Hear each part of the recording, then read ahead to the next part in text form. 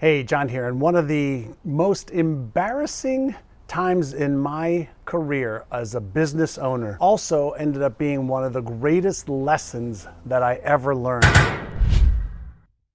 When I bought RE/MAX of Indiana and I was building my first company.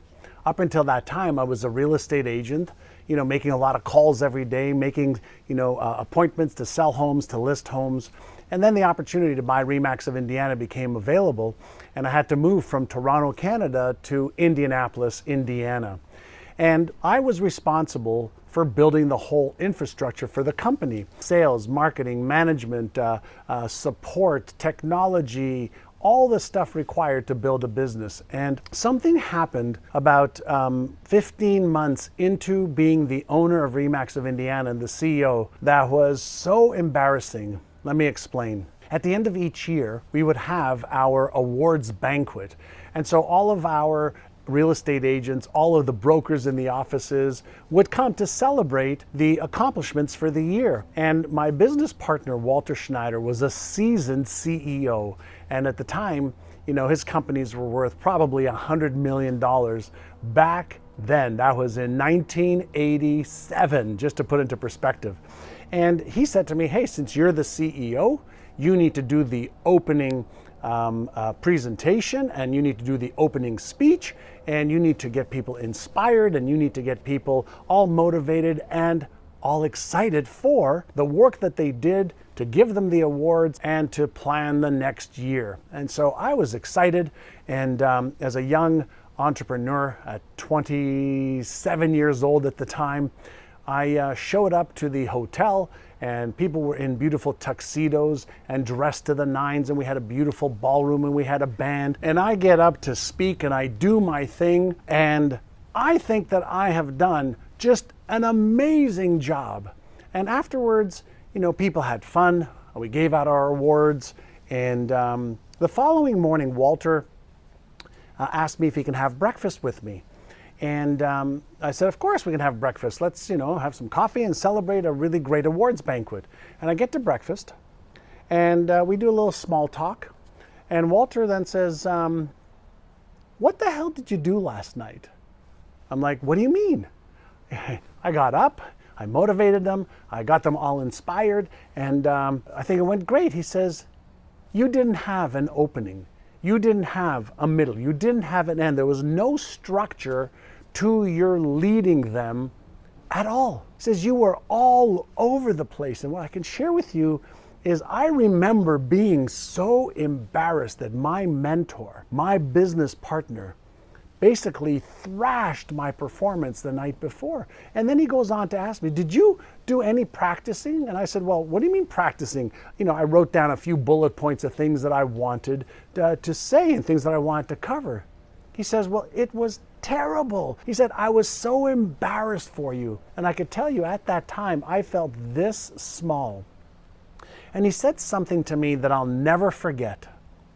He said, you get praised in public for what you practice in private. Let me repeat. You get praised in public for what you practice in private. He said, pros don't practice when they're on the podium. They practice ahead of time.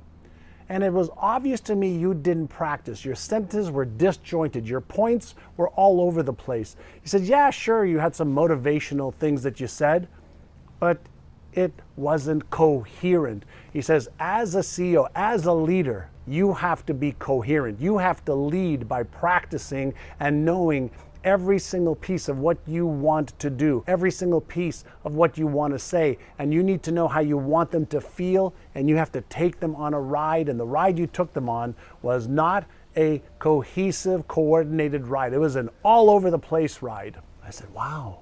I'm sorry, I was embarrassed, I was ashamed of myself. And he said, listen, I'm going to teach you a process for when you are in front of an audience. And he showed me his process, for how he thinks about his speech, how he prepares for it, how he takes the notes, how he may do some research, how he may ask people, their opinions on stuff. Now, the point isn't about being a good speaker. The point I want to ask you about is this: how much are you practicing your role as a CEO? How much are you doing to upgrade your knowledge and your skills? How much are you doing to manage your weaknesses? How much are you doing to get better at your craft? It doesn't matter if you want to get better as a CEO of a business, one person or 10 people or 1,000 people. It doesn't matter if you want to get better in your health or wealth or relationship or career. It doesn't matter what the outcome is. Pros practice what they want to achieve so that it is easier at game time. And there's a wonderful saying that goes like this: amateurs practice until they get it right. Pros practice until they can't get it wrong. Amateurs practice until they get it right. Pros practice until they can't get it wrong. So, from that day on, whatever goal that I wanted to achieve, I started off with the vision, the goal, and then I asked, what skill do I need? What knowledge do I need? What do I need to prepare? What do I need to practice so that it becomes easier and easier and easier for me? And listen, life is complex. I get that. But all of the how-to play at a very high level is already here. And you are going to have choices to make in life. Do you want to play at the kindergarten level, grade school level, high school level, or pro level? If you want pro level results, you have to think like a pro, feel like a pro, and do what pros do. If you don't think this way, then there's going to be a mismatched expectation and a mismatched result between what you want and what you achieve. So get clear on your vision, get clear on your goals, understand what are the knowledge or what's the body of knowledge you need, what are the skills you need, and then you need to set up time to practice so that you become what we call is unconsciously competent. And the way you become unconsciously competent automatically is through conscious practice and spaced repetition. And whatever it is that you practice is what becomes permanent. All right, so I've given you a lot to think about. I hope you enjoy this.